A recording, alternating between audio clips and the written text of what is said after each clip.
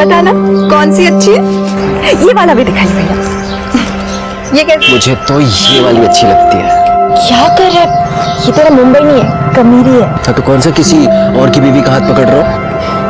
अभी भी शादी में 15 दिन बाकी है। 15 दिन? चलना भाग के शादी कर लेते हैं। तू भी ना? चलना चलना। अरे ये देखा, सुशील शहर से नई बाइक ले आया।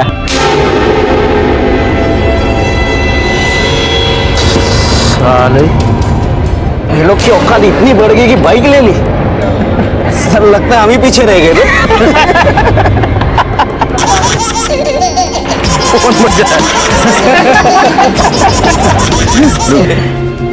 हाँ बाउडे, केशव भाऊ है किधर तू?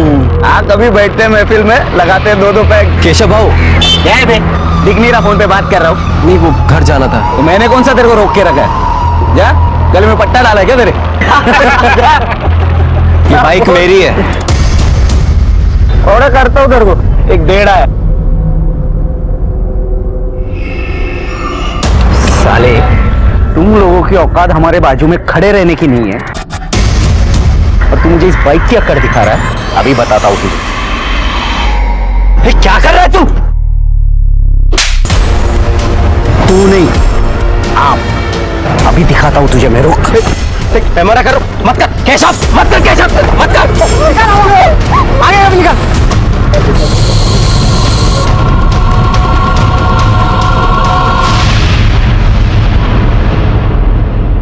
कभी कभी इंसान ऊंच नीच की बेड़ियों में इतना जकड़ जाता है कि इंसानियत का ही दम घुट जाता है। नमस्कार, मैं senior inspector Rajesh Jadhav crime petrol Dastak के आज के इस भाग में आप सबका स्वागत करता हूं। आज मैं आपको उस केस के बारे में बताने जा रहा हूं जो 1.5 साल पहले मेरे सामने आया था, जब मैं जळगांव महाराष्ट्र के कामेरी पुलिस स्टेशन में पोस्टेड था। इस केस ने न सिर्फ कई जिंदगियों को तबाह कर दिया बल्कि इंसानियत को ही शर्मसार कर दिया। लेकिन क्या सब कुछ वैसा ही था जैसे कि नजर आ रहा था? सर वो दूसरी बस्ती के लड़के सदियों से हमें दबा रहे हैं, और आज जब हम आगे बढ़ रहे हैं तो उनसे बर्दाश्त नहीं हो रहा है। बड़े लोग हैं ना। बड़े लोग हैं तो क्या हुआ? देखो तुम परेशान मत हो, इनको मैं देखता हूं।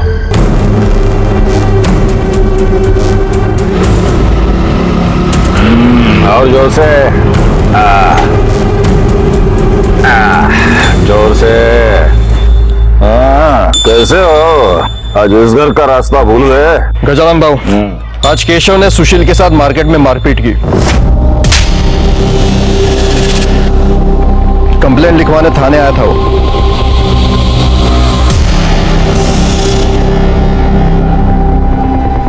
तो पतलून संभालने की उम्र नहीं गई तेरी, गुंडागिरी कर रहा है तू। बाबा वो चुप, एकदम चुप।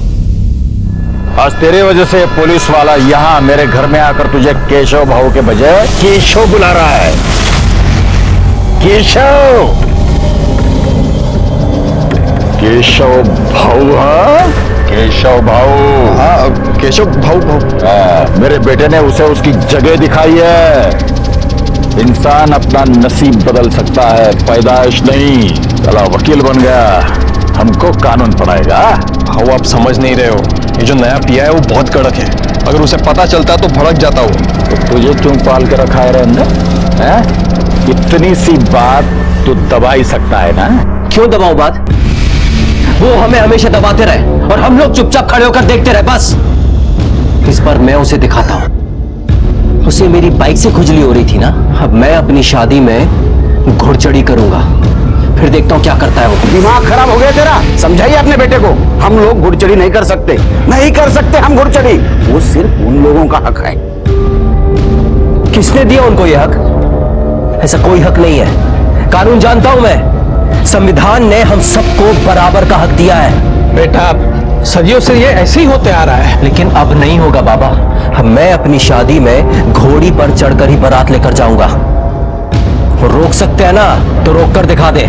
सुन, तू पागलपन मत कर, बहुत बड़ा लफड़ा हो जाएगा, मैं कह रहा हूँ, बहुत बड़ा। अरे होता है तो होने दो लफड़ा। वो लफड़ा कर सकते हैं, हम नहीं कर सकते। भाई तू घोड़ी चढ़, और जो तूने इस बार घोड़ी चढ़ी ना, तो आई शपथ हम सब भी अपनी शादियों में घुड़चढ़ी करेंगे, क्यों भाई? चढ़ेंगे। कोई जरूरत नहीं है। और तू कुछ बोल क्यों नहीं रही? हाँ, याद है ना पिछली बार कितना हंगामा हुआ था? घर में घुसकर मारा था सबको। पिछली बार उन लोगों ने मारा था, इस बार हम मारेंगे।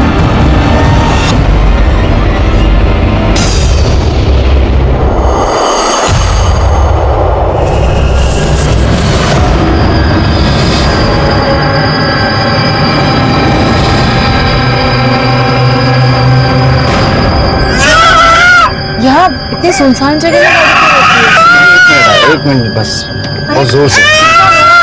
जल्दी आना।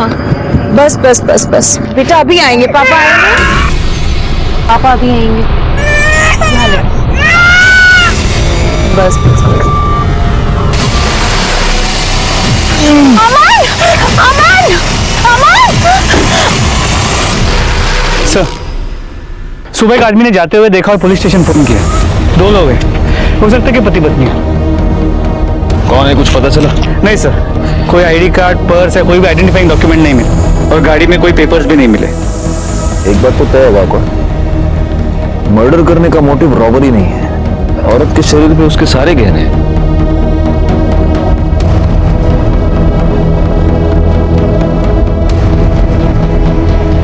इस आदमी के गले में भी देखो, सोने की चेन वैसे की वैसी है। लगता है मर्डरर ये नहीं चाहता था कि हमें इनके आइडेंटिटी के बारे में बहुत आसानी से पता चले।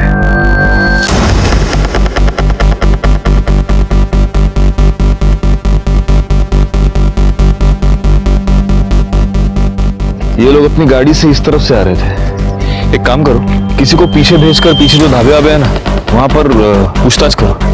वो पता चलेगा कि वहां से किसी ने कुछ देखा है क्या। सर, और इनकी फोटोज आसपास के पुलिस स्टेशन में सर्कुलेट कर दो, पता तो चलो दोनों हैं कौन। एक और काम करो, गाड़ी का नंबर आरटीओ में भेज दो, उसके मालिक का पता करो। जी सर। बैठे सर, यहाँ में किले पे खून के निशान है। इसको फॉरेंसिक के लिए भेज दो।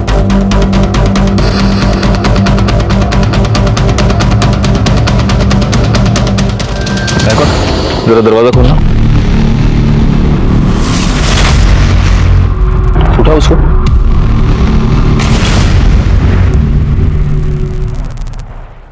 बच्चे की दूध की बोतल, लेकिन यहां तो कोई बच्चा है नहीं। बैग खोलो।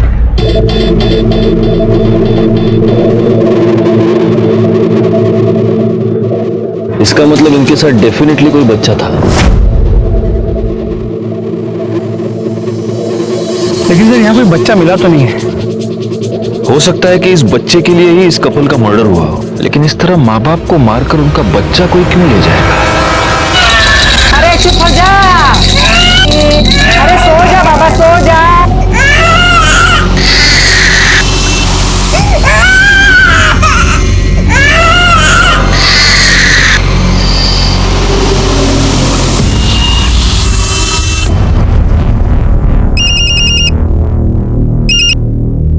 हेलो हेलो पारुल, तुझे शादी करने की बड़ी जल्दी हो रही है ना? देखता हूं मैं कैसे करती है तू ये शादी। हेलो, सुन, 12 मार्च को शादी के लिए घोड़ी बुक करनी है। हाँ, हो जाएगा। भाई एक बात बोलूं क्या? बोलना। वो पुलिस कंप्लेन करके तुमने बहुत सही किया है। क्या खाक सही किया है? वो पुलिस वाला उस गजानन का चमचा है।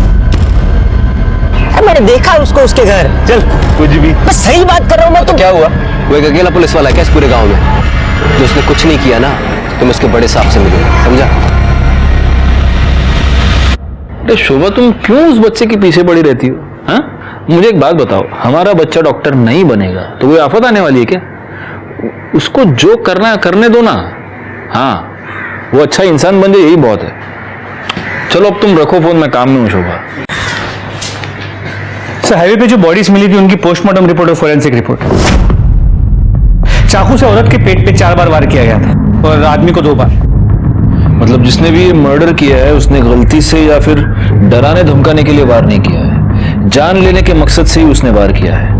हो सकता है वो बहुत गुस्से में हो या इन लोगों से बहुत नफरत करता हो। इसके अलावा उस कील पे जो खून मिला था उसका डीएनए दोनों विक्टिम से मैच नहीं करता और वो बच्चे का भी नहीं हो सकता बिकॉज डीएनए काफी अलग है। तो हो सकता है वो कातिल का हो या उसके किसी साथी का। अच्छा, आसपास से कुछ पता चला? सर एक दुकान से उस आदमी ने पानी की बोतल ली थी, इससे ज्यादा उसने कोई ध्यान नहीं दिया। और बच्चे के बारे में कुछ पता चला? नहीं सर। सर आरटीओ से उस कार के मालिक के बारे में पता चला है, कोई अमन शिंदे करके है।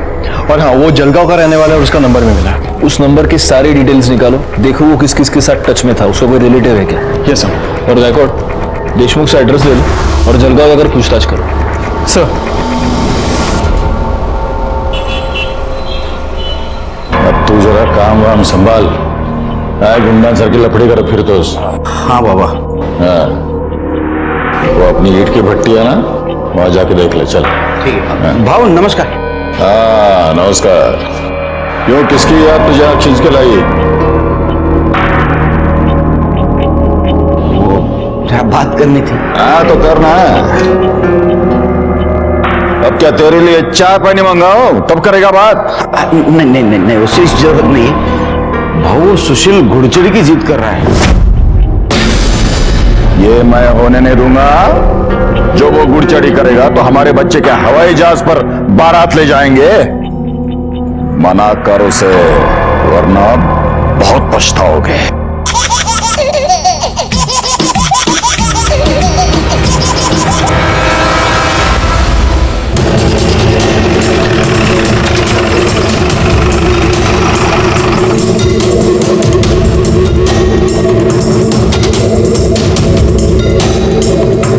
सुनिए, ये अमन शिंदे सामने वाले घर में रहता है ना? जी हाँ। उनके घर में कौन कौन है? पति, पत्नी और बच्चा। इस बच्चे की उम्र क्या होगी? बच्चे की उम्र यही कुछ 7 महीने। अभी पिछले महीने तो उसका नामकरण हुआ था।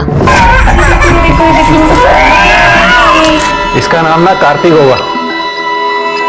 मेरा किट्टू है ये। बाकी जरा मेहमानों को देखो, बच्चों का। हाँ, तुम इसको संभालो। काकी 9 साल से तरस रही थी मैं बच्चे के लिए। भगवान के घर में देर है अंधेर नहीं है। मेरा बच्चा। आप उनके किसी रिश्तेदार को जानती हैं? अच्छा, उस बच्चे की तस्वीर है आपके पास? हाँ, मेरे मोबाइल में है, अभी नामकरण में खींची थी। अमन और उनकी पत्नी और ये उनका बच्चा। तो फोटो सुन के मोबाइल में देखा? Yes sir. हुआ क्या साहब? अमन और उनकी बीवी का मर्डर हो गया। मर्डर? और उनका बच्चा गायब है। Thank you.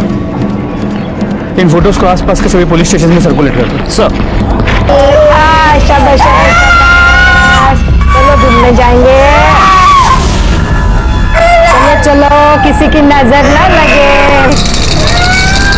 ले ले ले ले ले ले ले।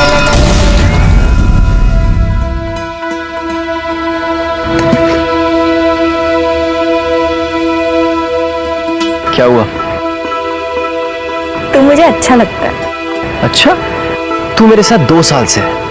अगले 15 दिन में हमारी शादी है और मैं तुझे आज अच्छा लगा, हमारी सगाई के 1 दिन पहले। तू तो मुझे रोज थोड़ा सा ज्यादा अच्छा लगने लगता है जब तू अपने हक के लिए लड़ता है।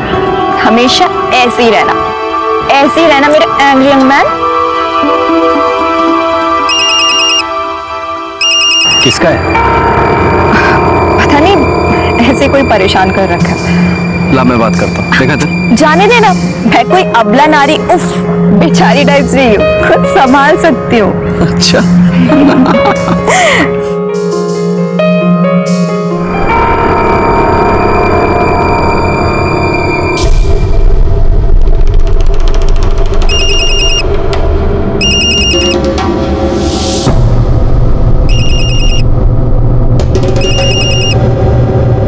क्या है, क्यों बार बार फोन कर रहे हो मुझे?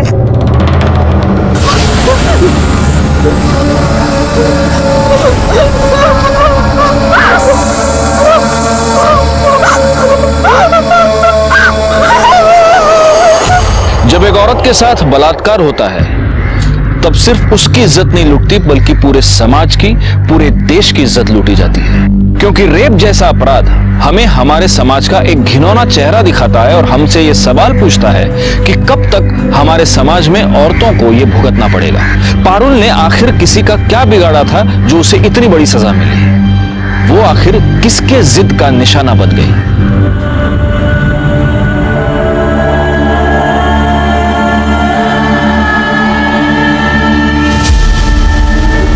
एकदम सही से काम करना। मेरी बेटी की सगाई है।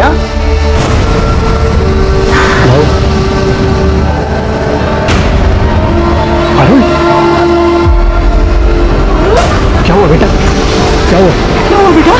हाँ? चल अंदर।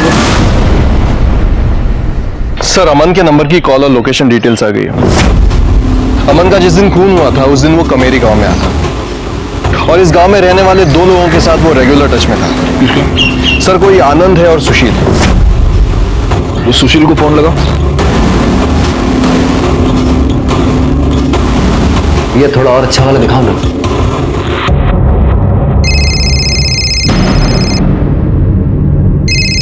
ये मोबाइल कंपनी वाले भी ना। काट दिया सर। वो दूसरा क्या? आनंद, उसको लगा।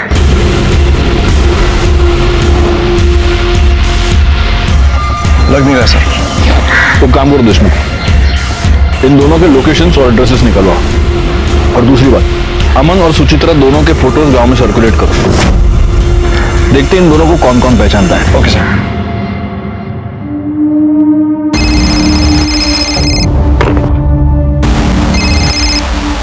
क्या हुआ रे? क्यों इतना फोन कर रहा है? भाऊ पारुल का हालत बहुत खराब है भाऊ, लौकर ये। क्या?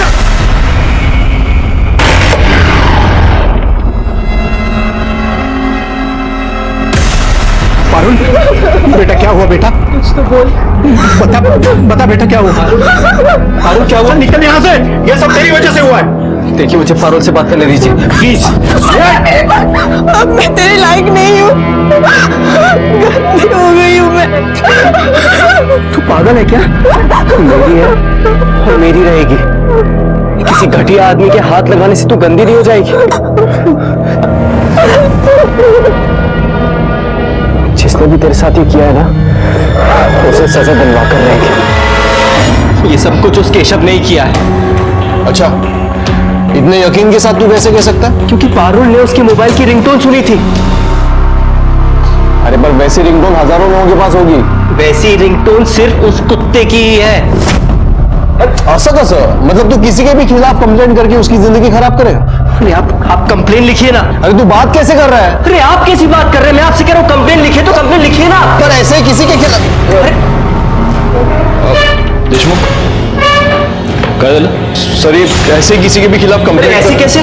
सर, मेरी मंगेतर सर, उस केशव ने इसके साथ रेप किया है और ये मेरी कंप्लेन नहीं लिख रहा है। आप मेरे केबिन में चले। सर, मी सुशील शिंदे आणि ही माझी होणारे बायको पारुल। सर, वो सरपंच के बेटे केशव ने इसके साथ रेप किया है सर। कब हुआ ये सब?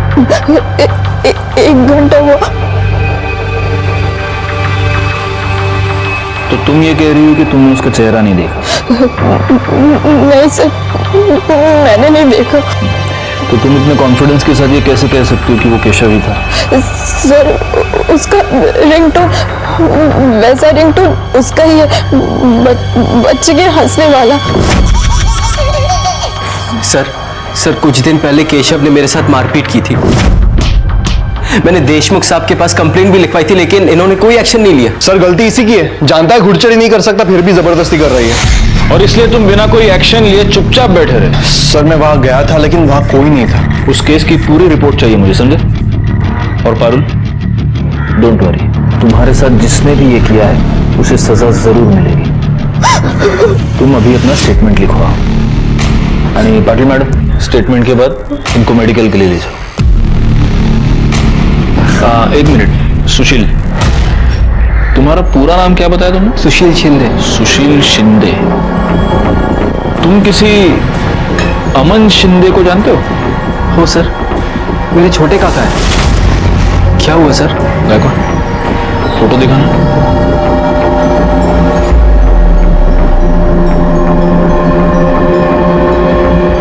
सर यही है। पर हुआ क्या है? मुझसे मिलने आने वाले थे अभी, पर पिछले 2-3 दिन से फोन नहीं लग रहा इनका। सुशील, बात यह है कि तुम्हारे काका और उनकी बीवी दोनों का किसी ने मर्डर कर दिया है और उनका बच्चा भी गायब है।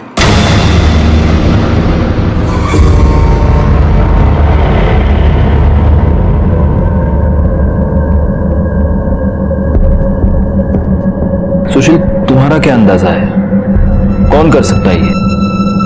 कोई भी कर सकता है सर। बहुत बड़ा लफड़ा हुआ था। अमन काका को दूसरी बस्ती की एक लड़की सुचित्रा से प्यार हो गया था। यहाँ से जल्दी चलते हैं, बाबा हमारी शादी नहीं होने देंगे, प्लीज। तुझे कितने बार बोला सब मत देख, हाँ? सामने देखो। आइंदा मैं लड़की से मिला ना तो जान से मार दूंगा। चल बाबा, अरे चल। लेकिन अमन काका पीछे नहीं हटे, अपने दोस्तों के साथ उस लड़की के घर पहुंच गए। पूरे गांव में मारपीट शुरू हो गई। पुलिस ने अमन काका को 6 महीने के लिए अंदर भी कर दिया। उधर सुचित्रा काकी के बाबा ने उनकी शादी दिलीप से तय कर दी थी। पुलिस ने काका को छोड़ तो दिया, लेकिन यहाँ से तड़ीपार कर दिया था। काका यहाँ से जाते जाते सुचित्रा काकी को अपने साथ भगा कर ले गए थे। किसी को नहीं पता था कि वो कहाँ है। अभी कुछ दिन पहले मुझे मुंबई में मिले, तभी से बातचीत शुरू हुई। तो इतने दिनों के बाद तुम्हारे काका यहाँ पर वापस क्यों आ रहे थे? मैंने बुलाया था सर। अरे तू शादी कर रहा है, बधाई हो हाँ? आप आएंगे ना काका? अरे मैं वहाँ कहाँ आऊंगा भाई, तेरे गाँव वालों ने तो मुझे पहले ही निकाल दिया था। और मेरा आशीर्वाद तेरे साथ है। हाँ सुन, सब अच्छा होगा। लग तो नहीं रहा। क्यों? मैं घुड़चढ़ी कर रहा हूँ। क्या घुड़चढ़ी? हाँ लेकिन वो सरपंच और उसका बेटा इसके खिलाफ है। लफड़ा तो होगा। तू चिंता मत कर। हाँ ये सरपंच और उसके बेटे को मैं देख लूंगा। मैं आ रहा हूं उनसे बात करने के लिए। उसके बाद फिर मेरी काका से बात नहीं हुई थी। तुम दोनों मिले थे? नहीं सर। ठीक है सुशील, तुम जा सकते हो। जी सर। गायकवाड़, हमें इस गजानन से मिलना पड़ेगा। और तुम देशमुख, हाँ सर। यहीं पर रुको और देखो उन दोनों के स्टेटमेंट ठीक से लिए है या नहीं। ये सर।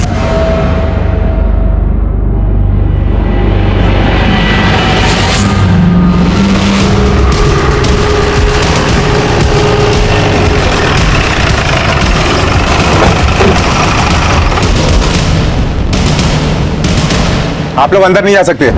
हाँ आप लोग अंदर नहीं जा सकते। हमें अंदर जाने दीजिए। केशव बाबू को हाथ लगाया तो अच्छा नहीं होगा। हाँ अच्छा नहीं होगा, बिल्कुल अच्छा नहीं होगा। आप अंदर नहीं जा सकते। गायकवाड़, तुमको कैसे पता कि हम केशव के लिए आए? पुलिस स्टेशन वापस जाने के बाद देशमुख के कॉल रिकॉर्ड से बिल्कुल जाने नहीं देंगे अंदर। जाने नहीं देना। वार्न कर रहा हूँ, हमको अंदर जाने दो वरना तुम्हारा उठना टग में।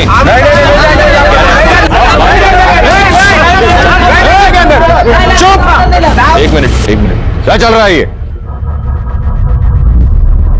आइए इंस्पेक्टर साहब। अरे इंस्पेक्टर साहब आए हैं, उन्हें उनका काम करने दीजिए। साहब, हम पूरी तरह से आपको साथ देने को तैयार हैं।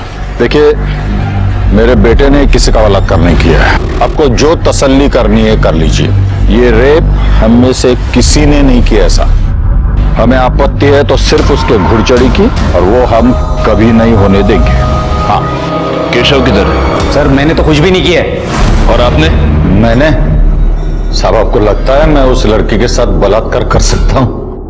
मुझे तो यह भी लगता है कि सिर्फ बलात्कार ही नहीं, तुमने और तुम्हारे इस बेटे ने मिलकर सुशील के काका अमन और उसकी बीवी सुचित्रा का मर्डर भी किया है। साहब, उस अमन को गांव से तड़ीपार किया था। मैंने उसे 10 साल से देखा भी नहीं है। और जब देखा तब अपना पुराना बदला लेने के लिए उसको मार दिया। हाँ? नहीं, मैंने उसे नहीं मारा, ना कि मेरे बेटे ने किसी का रेप किया है। इस बात का पता हम लगाएंगे। गायकवाड़, इन दोनों के कपड़े उतारो और चेक करो इनके शरीर पर कहीं वो कील का निशान मिलता है या नहीं। नहीं, आप ऐसा नहीं कर सकते। कर सकता हूं। अब ये तुम डिसाइड करो, अपने घर में कपड़े उतारोगे या पुलिस स्टेशन चल के उतारोगे।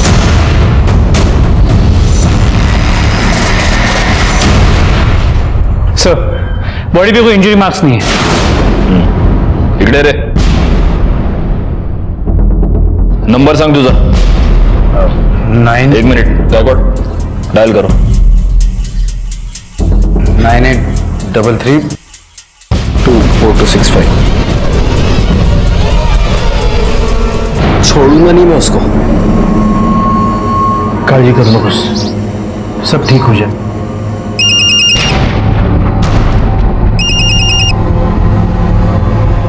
हेलो। हेलो पारुल, जी सर बोलिए। जरा ये रिंगटोन सुनना।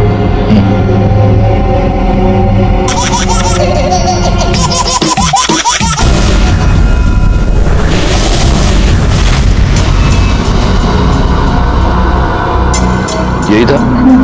जी सर यही आवाज है।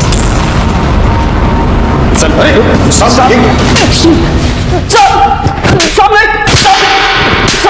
कह रहा हूं, मैंने सच में कुछ नहीं किया साहब।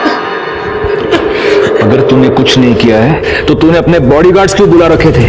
घर के बाहर लोगों को इकट्ठा क्यों करके रखा था? साहब वो तो मुझे देशमुख साहब ने मैसेज करके बताया था कि आप लोगों को मुझ पर शक हो गया है। मैंने सोचा आप बेकार में मुझे उठाओगे और मारोगे, इसीलिए। मार तो तुझे अभी भी पड़ेगी। बैकवर्ड थोड़ा। साहब मैं सच कह रहा हूं, मैंने सच में कुछ नहीं किया। मुझे तो लगता है उस लड़की का रेप हुआ ही नहीं है, वो तो बस मुझे फंसाने के लिए झूठ बोल रही है। उस लड़की की कुछ दिनों में शादी होने वाली है, ऐसी लड़की तुझे फंसाने के लिए अपने ऊपर इतनी बड़ी बदनामी लेगी? साहब वो लोग किसी भी हद तक गिर सकते। उस लड़के को वो घोड़चढ़ी करनी थी करके बस मुझे और बाबा को अपने रास्ते से हटाने के लिए इतना गंदा इल्जाम लगाया हम लोग पे। आज सुबह से कहां था तू? घर पे। बैकवर्ड, इसकी मोबाइल लोकेशन चेक करो और डीएनए टेस्ट करवाओ। और अगर डीएनए टेस्ट के बाद यह साबित हुआ कि तूने पारुल का रेप किया है तो मैं खुद तुझे इतना मारूंगा कि किसी लड़की को हाथ लगाना दूर देखना भी भूल जाएगा तू। गायतोंडे सर। घेऊन जायला। Sir I am sorry and you are suspended.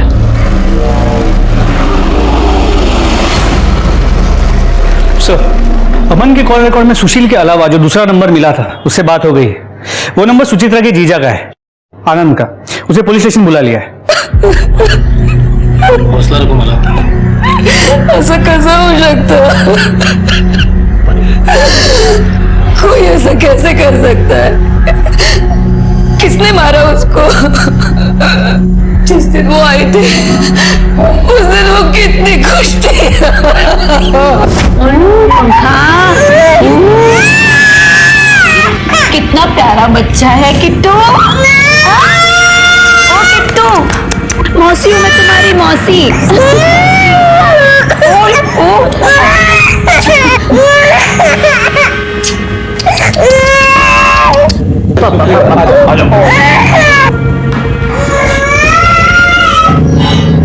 Suchitra तुम खुश तो हो ना? ताई एक बार बाबा से बात करना, उनका गुस्सा ठीक हो गया ना फिर सब ठीक हो जाएगा।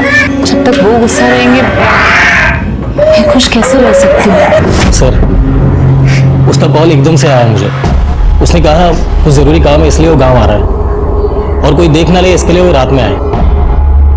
आपके पिता को ये पता था कि आपकी बहन गांव आ रही है?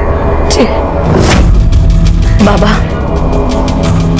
सुचित्रा को माफ कर दीजिए ना, वो अभी यहाँ आई थी, आपको बहुत याद करती है बाबा। दीपक माला, मेरे आगे उसका नाम मत लेना। उसका बच्चा कहाँ है?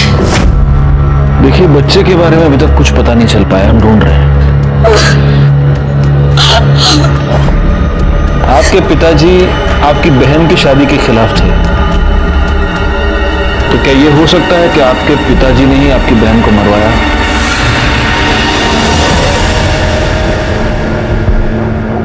10 साल पहले अमन को इस गांव से तड़ीपार कर दिया गया, लेकिन तड़ीपार होने से पहले अमन सुचित्रा को भगा कर ले गया। तो सुचित्रा का बाप विनोद इस शादी से खुश नहीं था। हो सकता है कि ऑनर किलिंग का मामला हो, विनोद ने दोनों को मारा।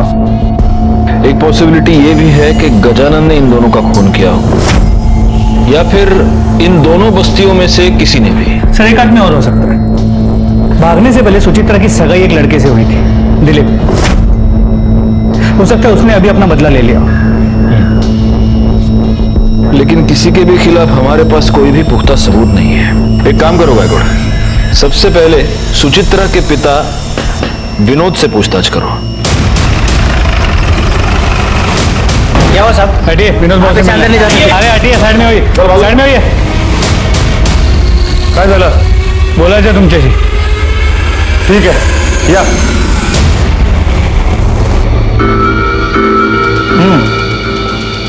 बोला। आप तो जानते ही होंगे, सुचित्रा और अमन का मर्डर हो गया।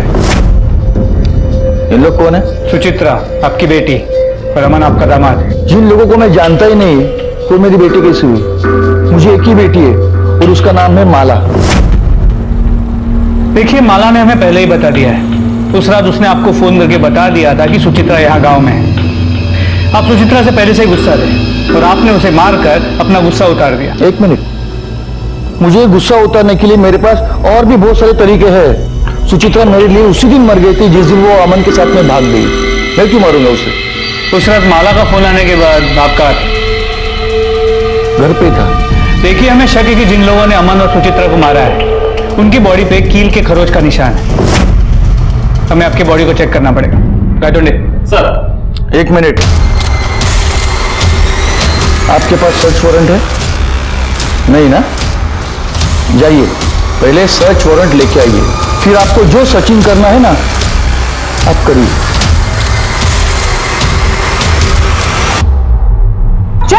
चुप हो जा रे। अरे चुप। क्या है? रुको इधर ही।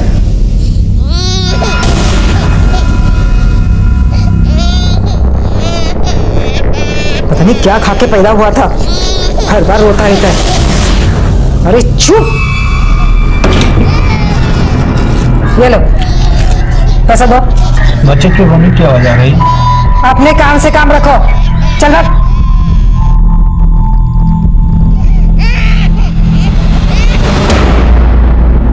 सर, मैं सुचित्रा के बाद विनोद से मिला। उसकी बातों से ऐसे लगा कि सुचित्रा से उसकी नाराजगी अब भी कम नहीं हुई और सर उसने अपनी बॉडी को चेक करवाने से भी मना कर दिया। ऐसे कैसे मना कर दिया? कोर्ट से ऑर्डर निकलो। सर, दिलीप आया। सुना है दिलीप कि तुम्हारी सुचित्रा के साथ शादी तय हुई थी। सर, का आप 10 साल पहले की बात कर रहे हो? सर, शादी होने वाली थी पर हुई नहीं। लड़की भाग गई सर। सर, मेरा इसमें कुछ भी लेना देना नहीं है। लेकिन हो सकता है कि इतने सालों के बाद सुचित्रा को गांव में देखकर तुम्हारे जख्म हरे हो गए हो और इसलिए तुमने उसका और उसके पति का मर्डर कर दिया। सर, मैं कहाँ देखूंगा उन्हें? मैं तो शहर में दफ्तर में था सर। ठीक है, अभी तुम जा सकते हो। अगर जरूरत पड़ी तो वापस बुला लेंगे। Okay sir. बैकवर्ड, इसके कॉल डिटेल्स और मोबाइल लोकेशन निकालो। ये चेक करो कि सुचित्रा के मर्डर से पहले ये उसके पिता के टच में था क्या, और जब सुचित्रा और अमन का मर्डर हुआ तब ये एग्जैक्टली कहां था।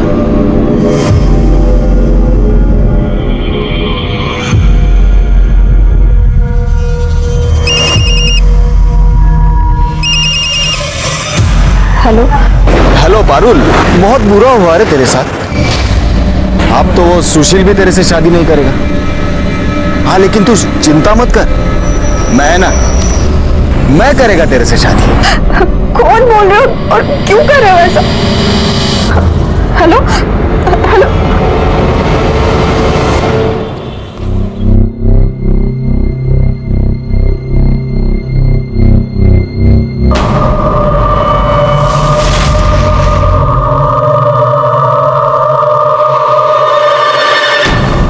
Hello, police station.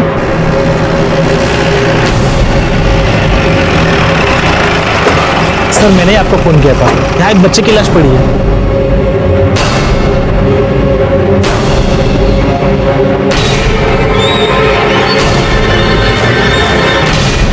सर, ये तो कार्तिक है। इसका मतलब इतने दिनों से ये बच्चा इसी गांव में था। वो मुंह में क्या है अंकल?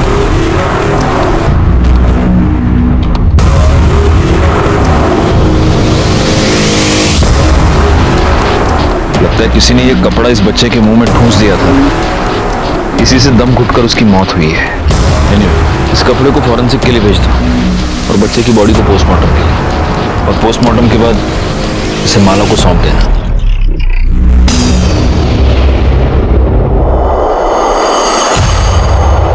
एक दूध पीते बच्चे से किसी की क्या दुश्मनी हो सकती थी? क्या उसे इसीलिए मारा गया था कि उसके माँ बाप की शादी कुछ लोगों की मर्जी के खिलाफ हुई थी, या फिर इस अपराध के पीछे कोई और वजह थी? सर उस बच्चे की पोस्टमार्टम रिपोर्ट मौत दम घुटने की वजह से हुई है, और उसके मुंह में जो कपड़ा मिला था उस पर कच्ची शराब के ट्रेसेस मिले। पता करो कि गांव में कौन कौन कच्ची शराब बनाता है। जी सर। और सर ये केशव की डीएनए रिपोर्ट, पारुल पे मिले सैंपल से उसका डीएनए मैच नहीं होता, और ना ही उस कील पे मिले खून से होता है जो मैं सुचित्रा और अमन के बॉडी के पास मिला था। बस एक कड़ी मिलनी चाहिए गायकवाड़, ये पूरा का पूरा केस सॉल्व हो जाएगा। एक काम करो, उस रिंगटोन के बारे में पता करो। पारुल और सुशील का ये कहना था कि वो रिंगटोन सिर्फ केशव के पास थी। अब ये पता करना पड़ेगा कि गांव में ऐसे रिंगटोन किसके फोन में है। सबके फोन चेक करो। अच्छा, मैंने तुम्हें वो दिलीप के कॉल रिकॉर्ड्स निकालने के लिए कहा था, उसका क्या हुआ? सर कॉल रिकॉर्ड के मुताबिक दिलीप का फोन उस दिन शाम 6 बजे के बाद स्विच ऑफ था, और सुचित्रा के बाद विनोद के साथ उसका कोई कनेक्शन नजर नहीं आया। और सर विनोद के कॉल रिकॉर्ड के मुताबिक उस दिन पूरा दिन वो गांव में ही था। अमन से गांव के बहुत सारे लोग गुस्सा थे, उसको मारने का मोटिव बहुत लोगों के पास है। अब हमें पता करना है कि एग्जैक्टली किसने अमन को और उसकी बीवी को मारा। तुम मुझे एक बात बताओ, तुम्हारे काका गांव में आए, वो माला से मिले, फिर वो तुमसे क्यों नहीं मिले? सर फोन आया था काका का मेरे पास, लेकिन मुझसे मिस हो गया। उसके बाद मैंने उनको कई बार कॉल किया, फिर उनका फोन बंद आ रहा था। और सर काका सीधे घर भी नहीं आ सकते थे, तड़ीपार थे, तो उनको हमेशा डर रहता था कि कहीं किसी ने देख लिया, कंप्लेन कर दी तो वो फंस जाएंगे। सर ये सब कुछ मेरी वजह से हुआ है। ना मैं गजानन के बेटे से लड़ता, ना वो इसका रेप करता। तो वैसे तुम्हारे इंफॉर्मेशन के लिए एक बात बता दूं, डीएनए रिपोर्ट से यह साबित हो गया है कि केशव ने पारुल का रेप नहीं किया। लेकिन एक पॉसिबिलिटी है जो हम रूल आउट नहीं कर रहे। ये हो सकता है कि केशव ने किसी और को पारुल का रेप करने की सुपारी दी हो, और उसी ने तुम्हारे काका काकी का मर्डर भी करवाया। तुम्हें किसी पर शक? पारुल? सर 1 नंबर से मुझे बार बार फोन आ रहा है। कौन सा नंबर? किसका नंबर? पता नहीं सर, वो मेरे पीछे ही पड़ा है, बार बार यही कहता है कि तुम ये शादी नहीं कर सकती। पहले मुझे लग रहा था कि केशव ने ही रेप किया है, लेकिन उस दिन भी मुझे बार बार उसका फोन आ रहा था। क्या है, क्यों बार बार फोन कर रहे हो मुझे? एक काम करो, वो नंबर गायकवाड़ को दे दो। गायकवाड़ पता करो किसका नंबर है, कॉल डिटेल्स, मोबाइल लोकेशन सब निकलवा लो। सर पारुल ने जो नंबर बताया था वो किसी रमन के नाम पे रजिस्टर्ड है, और उसके लोकेशन डिटेल के मुताबिक वो उस दिन उसी एरिया में था जहाँ पे पारुल का रेप हुआ। उठा कर लाओ उसे। सर कॉल लोकेशन के मुताबिक किस तरफ है? पूरे एरिया को अच्छे से चेक करो। Yes sir. ये भाग क्यों रहा है? पकड़ो उसे।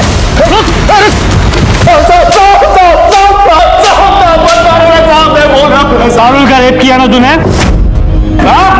नहीं साहब, मैंने कुछ नहीं किया है साहब। लेकिन तेरी मोबाइल लोकेशन तो कुछ और ही बता रही है। साहब मैं उसके पीछे था उस दिन, लेकिन बस उसे तंग कर रहा था साहब, मैंने कुछ नहीं किया है साहब। फिर किसी के आने की आहट सुनाई दी और मैं निकल गया था वहां से। मुझे लगा सुशील आ रहा है वहां पे। गायकवाड़ एक काम करो, मिर्ची डालो इसकी आंख में। नहीं साहब, मैं सच बोल रहा हूँ साहब। सच तो तू बोलेगा ही। गायकवाड़ अपने स्टाइल से पूछते रहो। नहीं साहब, मुझे छोड़ देना साहब। खबरों से पता चला है कि इस तरह की रिंगटोन वाले 2 ऐसे लोग हैं जो इस केस में इन्वॉल्व हैं। एक तो केशव और दूसरा ये तेरी मोबाइल लोकेशन। जिस वक्त पारुल का रेप हुआ तू वहीं पर था। एक दिन पहले तूने वही रिंगटोन डाउनलोड की थी जो केशव की थी। और अगर ये काफी नहीं है तो डीएनए टेस्ट के बाद पता चली जाएगा कि तूने पारुल का रेप किया है। अब बोल बोल। जी साहब, मैंने रेप किया।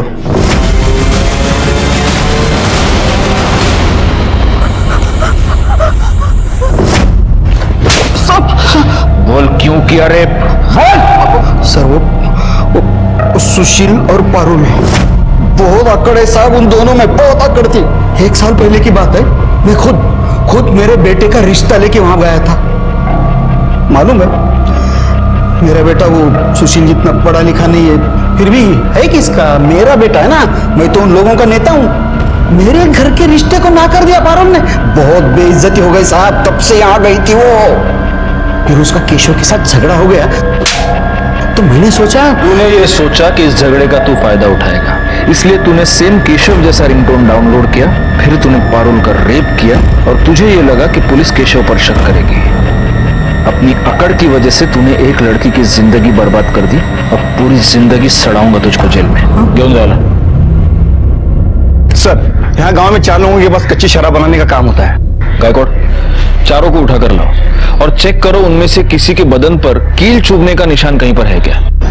सर, इनमें से किसी की भी बॉडी पे कील का कोई निशान नहीं है। लगता नहीं इनमें से कोई है। लेकिन छोड़ो मत ऐसे इनको, सबका डीएनए टेस्ट करवा। और ये 3 ही है, चौथा किधर है?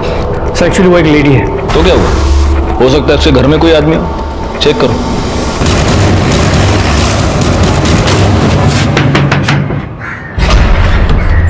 आपको हमारे साथ चलना होगा। क्यों? क्या किया क्या मैं? पाटिल मैडम, घेऊन चला ना। चल। नहीं मैंने कुछ नहीं किया है। मैं नहीं आऊंगी। छोड़ो मुझे, मैं नहीं आएंगी। इनका शर्ट निकाल के जरा चेक करो। सर,